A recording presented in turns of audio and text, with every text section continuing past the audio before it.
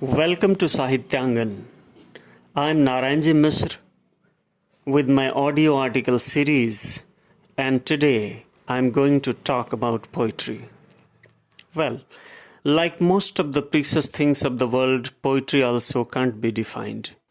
It is so extensive in its range and scope that this task seems to be formidable. But if need be, we can say that poetry is the aesthetic and musical treatment of thoughts, or it would be better to set it apart by negating those which are not poetry. As such, any scribbling on paper presented in lines is not poetry, nor any such expression having a meter and rhyme could be said to be poetry which has a well-shaped physical form but lacks content or well-visioned idea in the main, nor any such expression which has a certain emotional appeal, rather verging on sensuality or eroticism. Poetry is of course appealing and impressive because of its imaginative feature, but if devoid of reality, it wouldn't live long, as has been the fate of millions of poems in the world.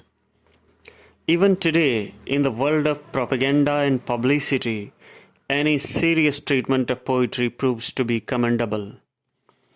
Poetry written, published for the sake of fame and facade can and will not make a place in the hearts of the people, nor will it help raise the total creative impulse of humanity, which is ultimately a liberating force.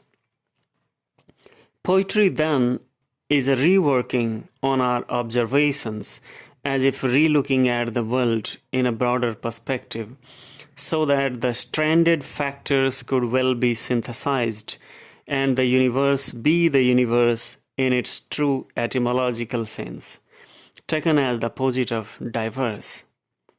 This synthesis is a dire need today, as the world is besieged with all sorts of fragmentary advancements all around.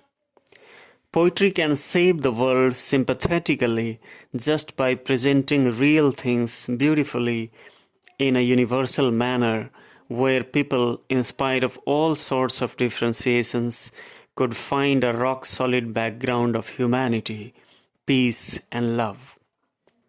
So, poetry has a great task to perform, but it is possible only when its creators will render sustained efforts with commitment, working silently, encompassing all the traits of the mind and the feeling, as they could create such poetry as would bring solace to the dazzled eyes and hankering hearts of the people.